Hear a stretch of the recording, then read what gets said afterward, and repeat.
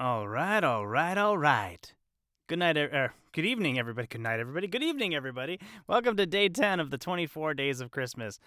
We are getting to the end of A Christmas Carol. We will see if we actually wrap it up. Looks like we probably will wrap it up just based on the amount of scrolling I have left to do.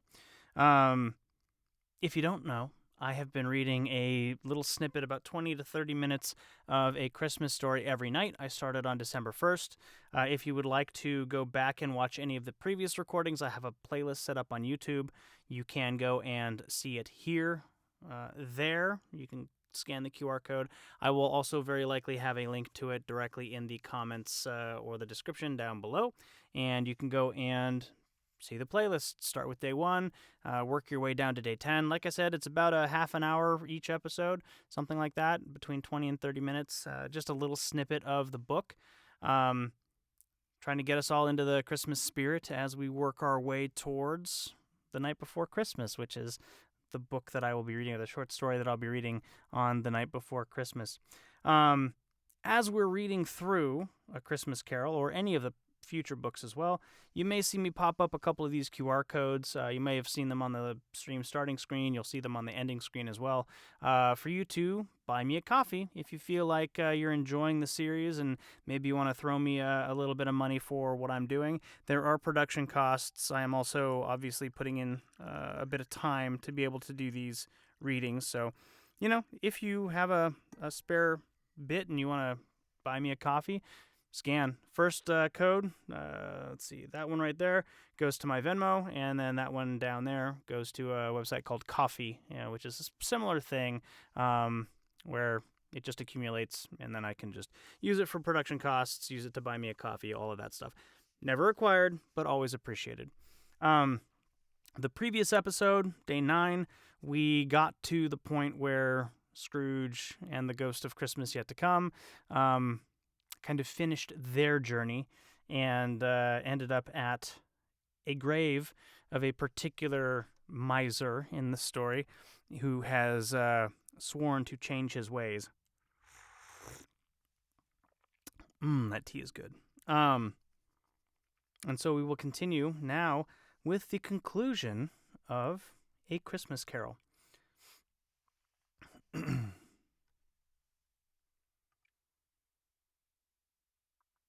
Stave 5. The end of it. Yes, and the bedpost was his own. The bed was his own. The room was his own. Best and happiest of all, the time before him was his own, to make amends in. I will live in the past, the present, and the future, Scrooge repeated as he scrambled out of bed. The spirits of all three shall strive within me. Oh, Jacob Marley, heaven and the Christmas time be praised for this. I say it on my knees, oh, Jacob, on my knees. He was so fluttered and so glowing with his good intentions that his broken voice would scarcely answer to his call. He had been sobbing violently in his conflict with the spirit, and his face was wet with tears. They are not torn down, cried Scrooge, folding one of his bed curtains in his arms.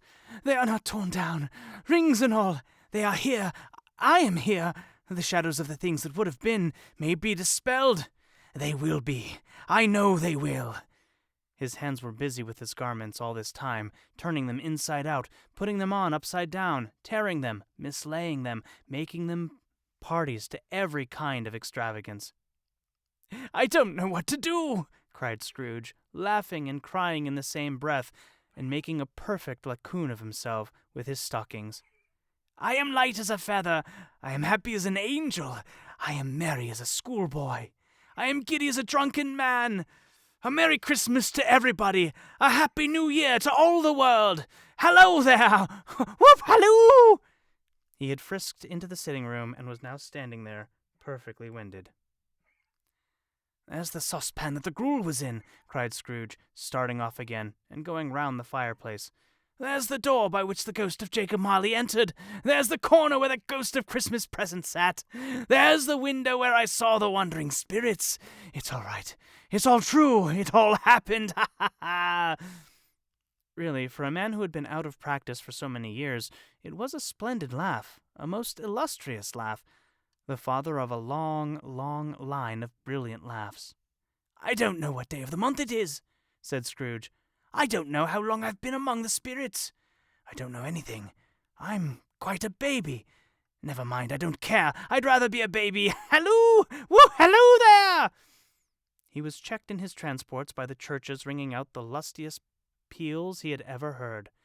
Clash, clang, hammer, ding, dong, bell. Bell, dong, ding, hammer, clash, clang.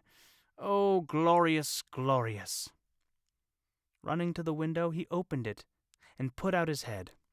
No fog, no mist, clear, bright, jovial, stirring, cold, cold piping for the blood to dance to, golden sunlight, heavenly sky, sweet fresh air, merry bells. Oh, glorious, glorious!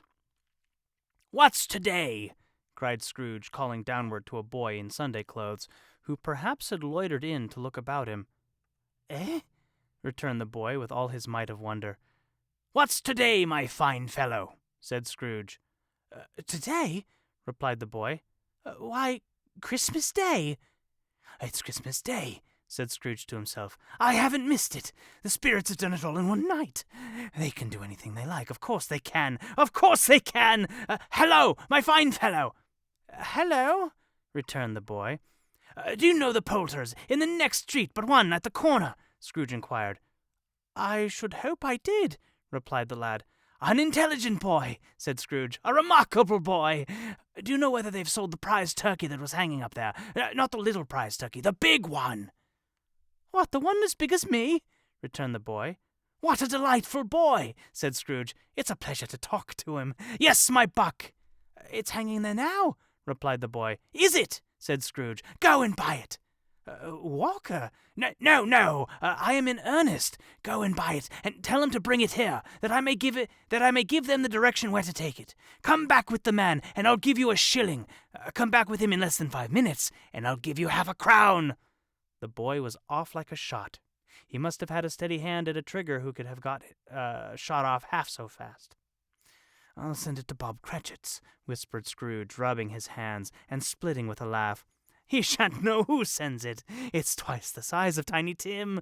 Joe Miller will never make such a joke as sending it to Bob's will be." The hand in which he wrote the address was not a steady one, but write it he did somehow, and went downstairs to open the street door, ready for the coming of the poulterer's man. As he stood there waiting for his arrival, the knocker caught his eye. "I shall love it, as long as I live," cried Scrooge, patting it with his hand. "I scarcely ever looked at it before. What an honest expression it has in its face. It's a wonderful knocker. Oh, here's the turkey. Hello! Woo! How are you? Merry Christmas!" It was a turkey. He never could have stood upon his legs, that bird. He would have snapped him short off in a minute, like sticks of sealing wax. "Why, it's impossible to carry that to Camden Town," said Scrooge. "You must have a cab." The chuckle with which he said this, and the chuckle with which he paid for the turkey, and the chuckle with which he paid for the cab, and the chuckle with which he recompensed the boy, were only to be exceeded by the chuckle with which he sat down breathless in his chair again, and chuckled till he cried. Shaving was not an easy task, for his hand continued to shake very much, and shaving requires attention, even when you don't dance while you are at it. But if he had cut the end of his nose off, he would have put a piece of sticking plaster over it, and been quite satisfied. He dressed himself all in his best, and at last got out into the streets. The people were by this time pouring forth, as he had seen them with the ghost of Christmas present, and walking with his hands behind him, Scrooge regarded every one with a delighted smile. He looked so irresistibly pleasant, in a word, that 3 or 4 good-humored fellows said, "Good morning, sir, a Merry Christmas to you." And Scrooge said often afterwards that of all the blithe sounds he had ever heard, those were the blithest in his ears. He had not gone far when, coming on towards him, he beheld the portly gentleman who had walked into his counting-house the day before, and said, "Scrooge and Marley's, I believe."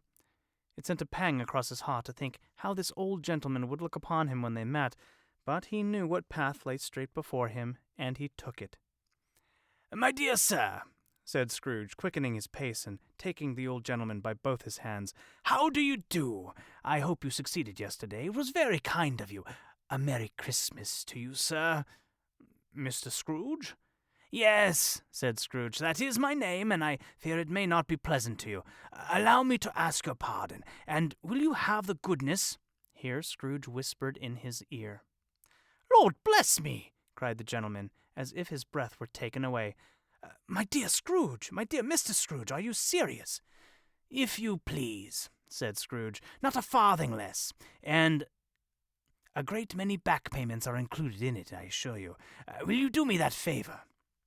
"My dear sir," said the other, shaking hands with him, "I don't know what to say to such a "Don't say anything, please," retorted Scrooge. "Come and see me. Will you come and see me?" "I will," cried the old gentleman, and it was clear he meant to do it. "Thank ye. I am much obliged to you. I thank you 50 times. Bless you."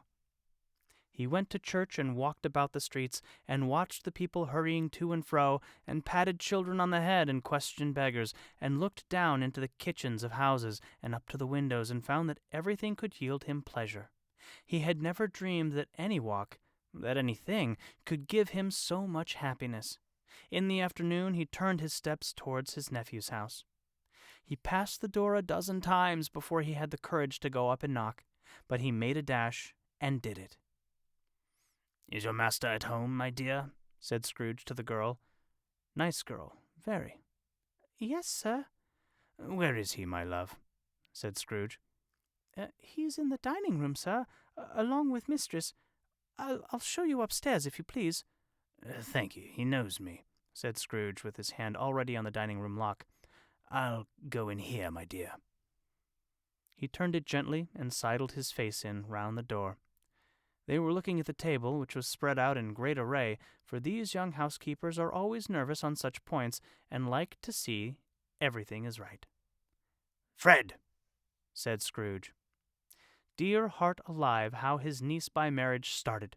Scrooge had forgotten for the moment about her sitting in the corner with the footstool, or he wouldn't have done it on any account. "Why, bless my soul!" cried Fred. "Who's that?" "It is I, your Uncle Scrooge. I have come to dinner. Will you let me in, Fred?" Let him in? It is a mercy he didn't shake his arm off. He was at home in 5 minutes. Nothing could be heartier. His niece looked just the same, so did Topper when he came, so did the plump sister when she came, so did everyone when they came. Wonderful party, wonderful games, wonderful unanimity, wonderful happiness. But he was early at the office next morning. Oh, he was early there. If he could only be there first and catch Bob Cratchit coming late. That was the thing he had set his heart upon. And he did it. Yes, he did. The clock struck 9. No Bob. 1/4 past. No Bob. He was full 18 and a half behind this time. Scrooge sat with his door wide open that he might see him come into the tank. His hat was off before he opened the door, his comforter too.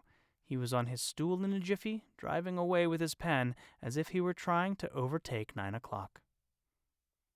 "Hello," growled Scrooge in his accustomed voice, as near as he could feign it. "What do you mean by coming here at this time of day?" I am very sorry, sir," said Bob. I am behind my time." "You are?" repeated Scrooge. "Yes, I think you are. Step this way, sir, if you please." It's only once a year, sir," pleaded Bob, appearing from the tank. "It shall not be repeated. I was making rather merry yesterday, sir." "Now, I'll tell you what, my friend," said Scrooge. "I'm not going to stand this sort of thing any longer. And therefore," he continued, leaping from his stool and giving Bob such a dig in the waistcoat that he staggered back into the tank again, "and therefore, I am about to raise your salary." Bob trembled and got a little nearer to the ruler. He had a momentary idea of knocking Scrooge down with it, holding him and calling to the people in the court for help and a straight waistcoat. "A Merry Christmas, Bob," said Scrooge with an earnestness that could not be mistaken as he clapped him on the back. "A merrier Christmas, Bob, my good fellow, than I have given you for many a year. I'll raise your salary and endeavor to assist your struggling family, and we will discuss your affairs this very afternoon over a Christmas bowl of smoking bishop, Bob. Make up the fires and buy another coal scuttle before you dot another I, Bob Cratchit." Scrooge was better than his word. He did it all, and infinitely more. And to Tiny Tim, who did not die, he was a second father. He became as good a friend, as good a master, and as good a man as the good old city knew, or any other good old city, town, or borough in the good old world. Some people laughed to see the alteration in him, but he let them laugh, and little heeded them, for he was wise enough to know that nothing ever happened on this globe for good, at which some people did not have their fill of laughter in the outset. And knowing that such as these would be blind anyway, he thought it quite as well that they should wrinkle up their eyes in grins and have the malady in less attractive forms. His own heart laughed, and that was quite enough for him. He had no further intercourse with the spirits, but lived upon the total abstinence principle ever afterwards, and it was always said of him that he knew how to keep Christmas well, if any man alive possessed the knowledge. May that be truly said of us, and all of us. And so, as Tiny Tim observed, God bless us, every one.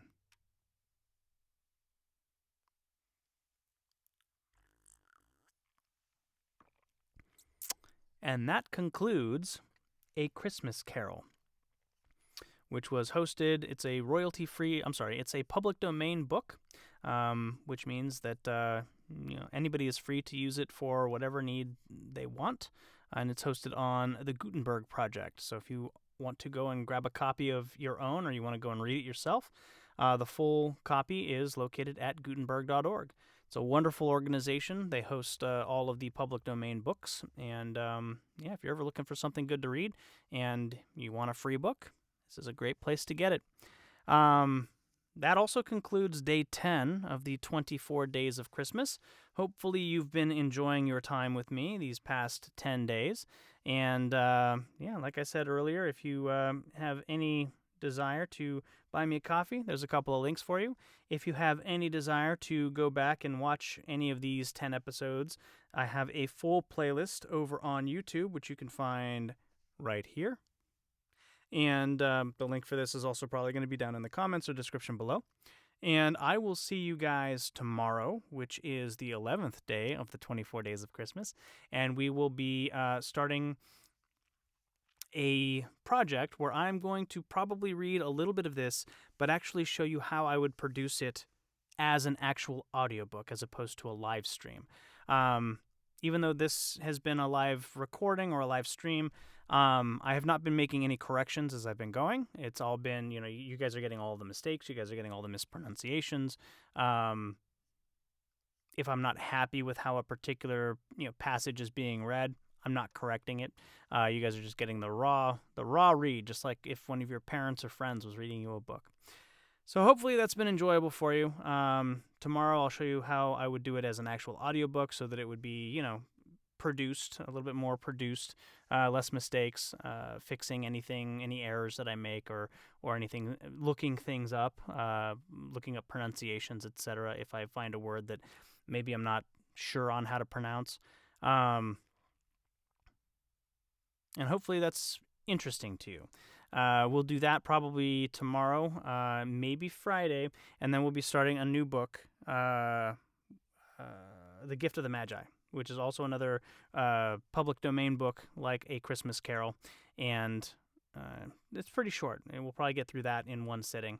And then I will be moving on to another book that one of my colleagues, a good friend of mine, has recommended, which is a royalty-free Christmas story that I can't remember the name of or the title of right now, but I'll definitely have it for you before the next night of Christmas, the next day of Christmas. But yeah, if you're enjoying, feel free to subscribe on YouTube. Feel free to bookmark the playlist and keep watching as I keep putting these things out. It's always a pleasure for me to produce content, and I love reading. So being able to record these for you or live stream them for you is a lot of fun. So we're nearing the halfway point. This Friday will be day 12, which will be halfway through the 24 days of Christmas. And hopefully we can keep it going. And hopefully I don't get sick, because it is that time of year for me. I don't get sick very often. Usually it's about once a year. I do get sick. I did get sick earlier this year, so hopefully I just skip the holiday season and stay healthy and don't have a sore throat or anything. But hence another reason why I'm drinking plenty of tea. That's all I got. Have a great night, everybody. Happy holidays. Looking forward to getting closer and closer to Christmas, and I hope that you all are having a wonderful holiday season as well. I shall see you again tomorrow night for a little audiobook production demonstration. So have a great night, everybody. Happy holidays. See ya.